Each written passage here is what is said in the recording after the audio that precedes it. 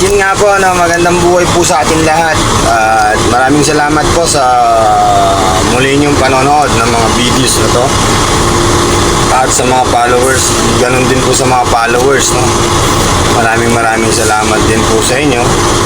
At hindi kayo bumibitaw.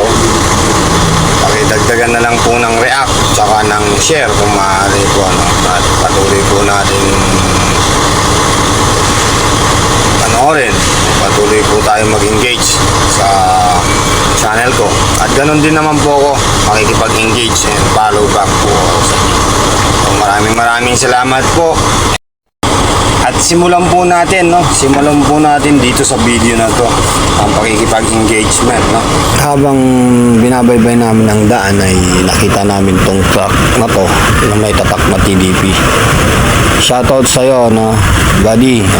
At member din po ako ng TDP ng page.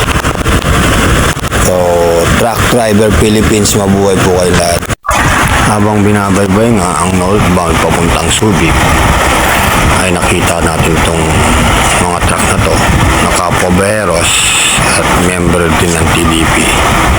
So ingat na ingat sila ng pagpasok, katulad ng kanilang mga buhay, iniingatan din nila para lang makauwi pa sa mga minamahal sa buhay at mabigyan ng magandang kinabukasan ang mga anak at mga magulang o pamilyang iniwan sa bahay.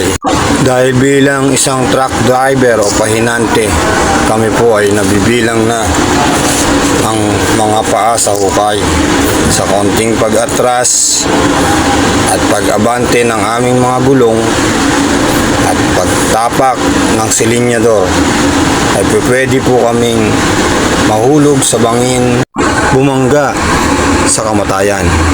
Kung kaya't gantong biruan, amin ng kayamanan. Anong sabon mo, Mr. Clean? Ay, Ariel, ano ka? Sir, driving ba? Ganun pa man kami magpapatuloy para sa aming mga minamahal sa buhay. Gano'n man kahaba, katarik, kapanganib ng aming dinadaanan na kalsada sa pang-araw-araw. Panganib at pagod di alintana, magbigay lang ang pangangailangan sa mga mahal sa buhay. Lumipas man ang panahon, araw, gabi, oras, at patuloy ang pagkapagod, aming susungin para lang sa kaginhawaan pinapangarap sa buhay. Ganon din naman ang aming sinasakyang bakal o goma na kailangan din ma-restore at mabigyan kahalagaan.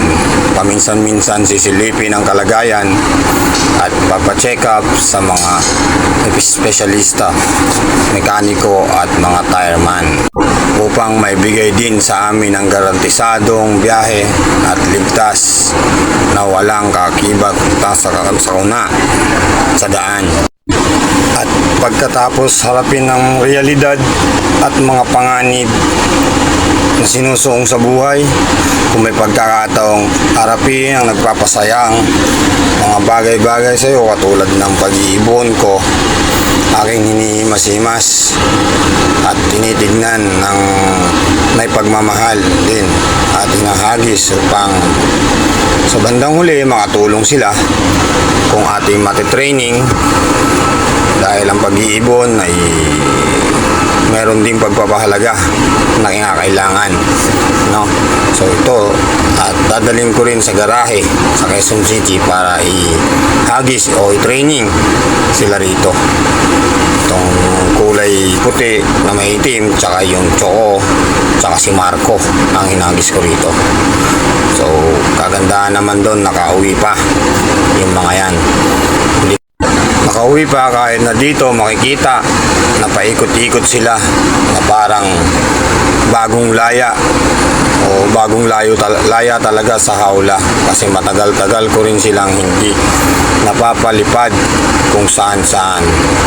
So ninanam nila at inikot-ikot ang kalangitan para maging pamilyar sa daan.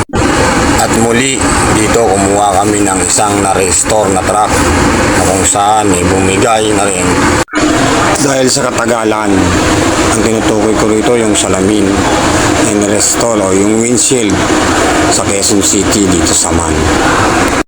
Isang pagpapatunay na kahit bakal, gawa sa bakal, hindi magiging permanente ang tibay. Katulad din ng katawan ng tao. At ayun, no, pauwi na kami galing sa Man, Quezon City. Sa Mindanao. At iuwi ko na tong tractor head ng Man papuntang PBD. So, kita-kita tayo sa PBD. At pagkatapos ng pagod, puyat na 6 na araw, eto, sa bahay, kasama ng pamilya at pinaglulutuan. At harapin ang pinagpaguran. Tara, kain po tayo. Panoorin niyo ko. Palagian po dito sa channel mo, sa page na to. So, maraming salamat. Hanggang dito na lang po muli. At mabuhay po tayong lahat.